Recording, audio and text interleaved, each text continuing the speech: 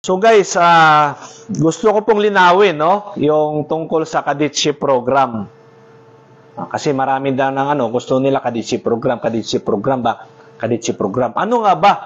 No? Although may video na ako nito, however, marami pa rin tatanong sa akin tungkol sa cadetship program kasi yung anak nila ay kailangan ba daw, required ba daw na mag-cadetship program? Depende. Okay? So, advantage ng cadetship program. Cadetship program, ibig sabihin kasi nun, saludo tayo dyan sa mga kadete natin na nakapasok sa cadetship program ng sa iba't ibang kumpanya. So, mga parents, para nyo rin malaman to, lilinawin din natin to. Cadetship program, sasabihin na natin yung mga kadete na yan na nakapasok sa cadetship program ay sila yung mga gifted child na tinatawag natin.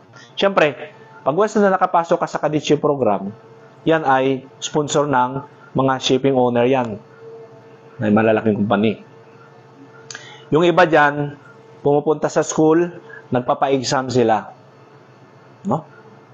So, sinasala yan. Hindi lang basta-basta yan. Ikaw mag-apply ka doon ng cadetship program, ay basta-basta na lang. So, hindi ko naman miniminus yung iba. Kasi lahat naman tayo, mayroong kanya-kanyang angking talino. Di ba? So, hindi ako duman sa cadetship program. Normal na cadet lang tayo. So, cadetship program, yung ibang kumpanya, pumunta sa mga school yan. Nagpapa-exam sila. Iba naman, tumatanggap ng walk-in. Sino yung may mga cadetship program? NYK. Magsaysay. So, marami dyan, no? Marami. Marami dyan, mga Norwegian pa. Ngayon, pag once na pumasa kayo doon, siyempre yan, i-in-house kayo. Rigid yung training dyan. Lahat-lahat ng tatrabaho bago kayo sumampa sa barko ay parang enhancement muna bago kayo sumampa sa barko. Dahil yung trabaho sa barko ay tatrabahoin nyo na mismo dyan sa kumpanya. No? May mga cadetship program school sila dyan. Dyan yung NYK, nasa Calamba. No? So, iba yun. Special yan sila. Dahil ang titraining sa kanila, pagdating sa barko, ay pang-official talaga. So, tinitrain sila to become an officer. No? Kumpanya ang nagpupo sa kanila. Alright?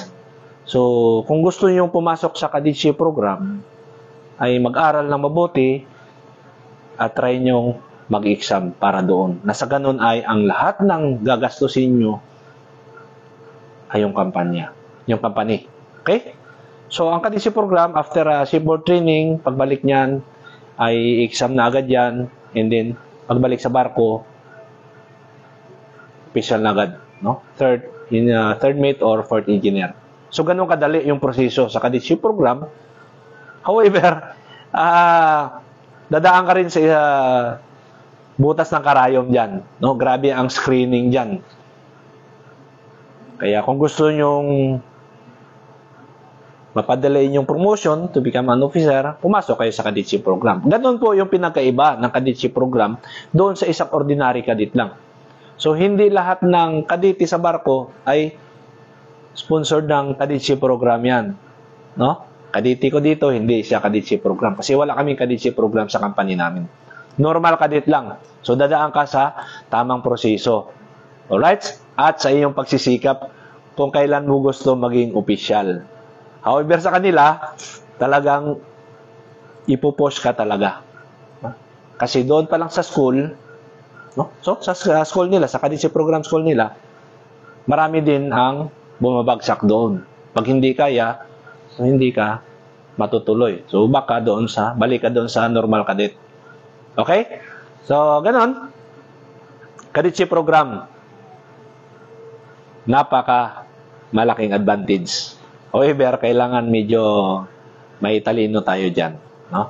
Kasi siyempre, mayroon silang standard na sinusunod. No?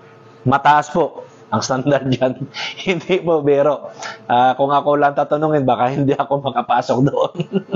However, sikap lang ang strong determination yung ating kailangan. No?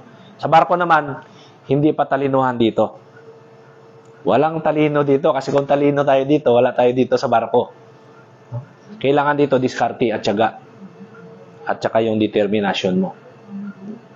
Ang kaalaman dito ay pinapasa-pasa lang natin yan. No? Hindi yan natin angking talino. Yung trabaho dito ay pinapasa lang yan. Kaya, kung mapansin nyo tayo, sinishare natin yung ating kaalaman. Ha? So, yun ang ibig sabihin ng Kaditsi program. So, hindi po lahat ng kaditi sa barko ay tawag doon Kaditsi program. Iba po yung Kaditsi program at doon sa ating normal na mga kaditi. Ano yun? Pinakaiba. Kaya, sana nalinawan kayo tungkol dito. So, maraming salamat. Have a nice day.